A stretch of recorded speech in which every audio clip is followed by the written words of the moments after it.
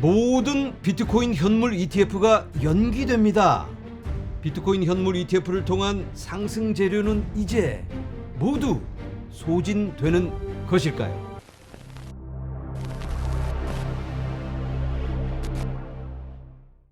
안녕하세요. LA의 비트쇼입니다.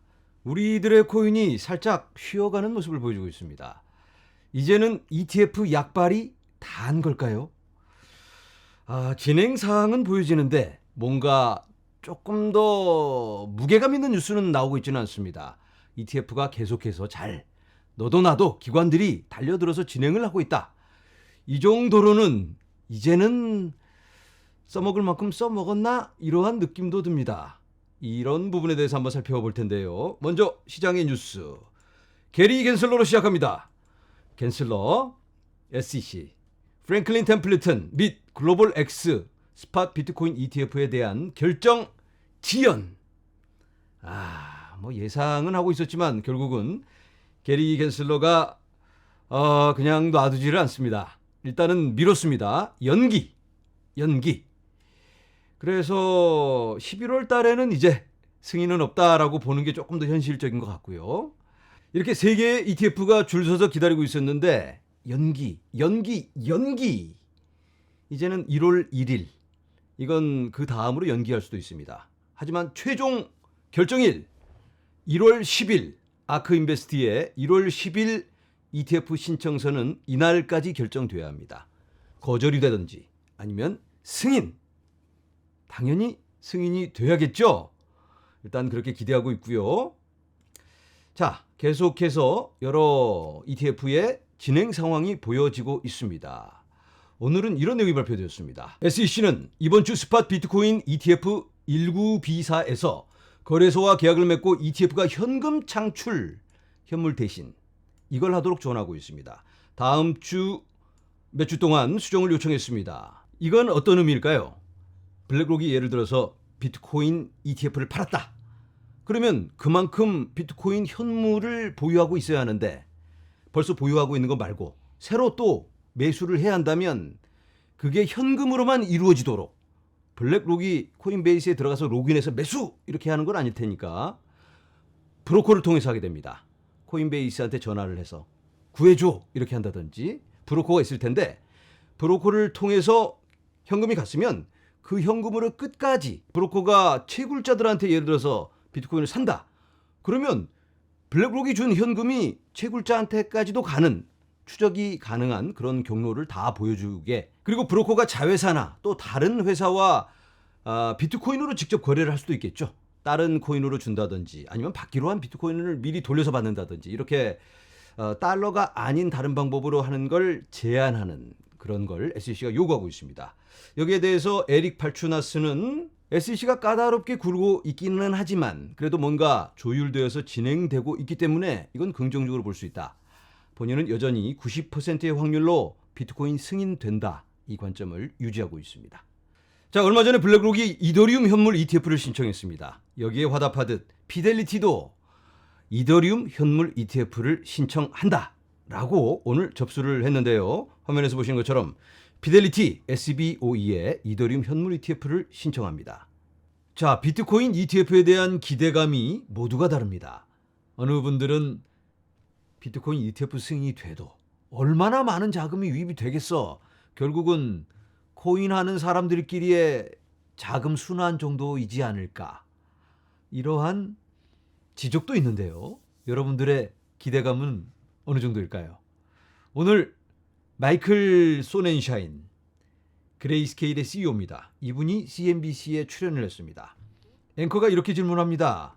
Why should we believe that new money will be attracted into Bitcoin once an ETF is approved, as opposed to capital being reallocated within the Bitcoin universe? It's a great question.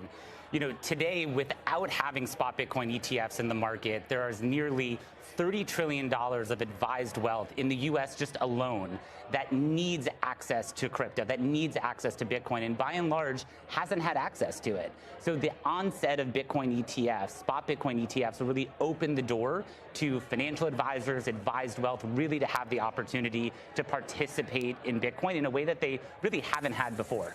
So the $30 trillion number is just the assets under management in wealth accounts. It's not actually money that wants to go into Bitcoin. So in your assumption, what percentage of those assets want an allocation to Bitcoin? Well, we can start to play around with some numbers. Let's talk about what percentage of that universe wants Bitcoin exposure, over what time period are they going to allocate to it, what is their target allocation going to be, and you pretty quickly get to some pretty large numbers.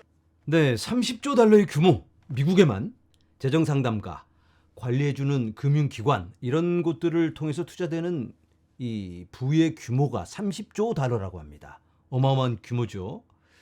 이 중에 몇 퍼센트나 관심을 갖게 될까? 정확히는 알 수 없지만 미국에서는 일반적으로 채권의 40%, 주식의 60% 이런 식으로 투자를 하기도 합니다. 그리고 그 주식 안에서도 안전주식, 성장주식 그리고 공격형 이런 것들은 적은 비중으로 담게 되는데 이 중에 뭐 몇 프로만 비트코인이 사기인 것 같은데 그래도 혹시 모르니까 보험으로 1%만 넣어놓는다면 어떻게 될까요? 그 정도만 해도 어마어마한 규모가 되겠죠.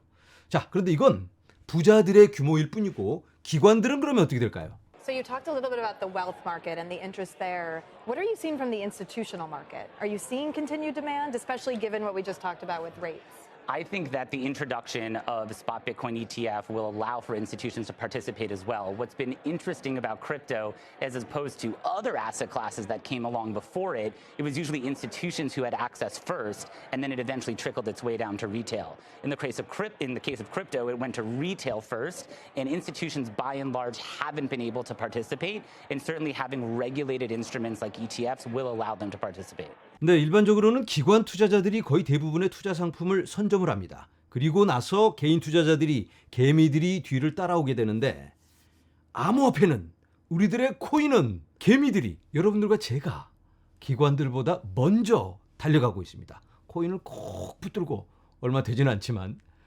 기관들은 들어오고 싶어도 제도적 준비가 안 되었기 때문에 지금 들어올 수가 없는 상황입니다. 그래서 지금 기관들이 이걸 분명하게 해놓고 들어오려고 준비를 하고 있는 과정인 거죠. 그래서 지금 우리들에게 기회가 있지 않나 이렇게 말씀을 드려봅니다. 나중에 기관들의 진입이 본격화되면서 그 규모가 커진다면 우리 개미들이 그 틈에서 수익을 올리기가 매우 힘들어질 수 있습니다. 시장을 들었다 놨다 여론을 조성하고 또 파생 상품을 만들어서 어마어마한 규모로 시장을 짓누른다면 힘든 시간이 올 수 있겠죠. 그래도 코인을 꼭 붙들고 팔지 않는다면 어떨까요?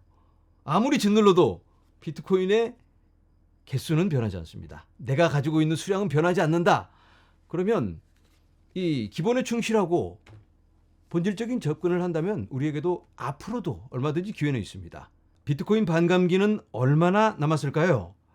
화면에서 보시는 건 비트코인 반감기 날짜를 예상할 수 있는 그런 차트인데요. 대략 158일 정도 남지 않았나.